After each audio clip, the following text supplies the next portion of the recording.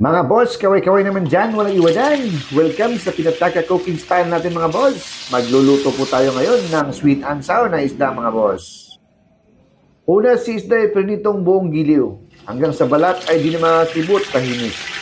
Tabi mo muna siya, huwag muna ang silos. Maiksi na pa siya sa sunod na oras. Sa kawali, igisa si bawang, luya, kamatis at sibuyas. Hanggang ang amoy ay umaabot sa kanto at sa labas. Ihalo ang ketchup, suka at asukal. Parang love triangle, matamis, maasim, may pait na banayan. Lagyan ng peanut bell pepper, ganda ng kulay. Tapos yung cornstarch mix, pakapalin ng buhay. Kapag malapot na, dinat sabaw, isday ibalik, hayaang magsasayaw.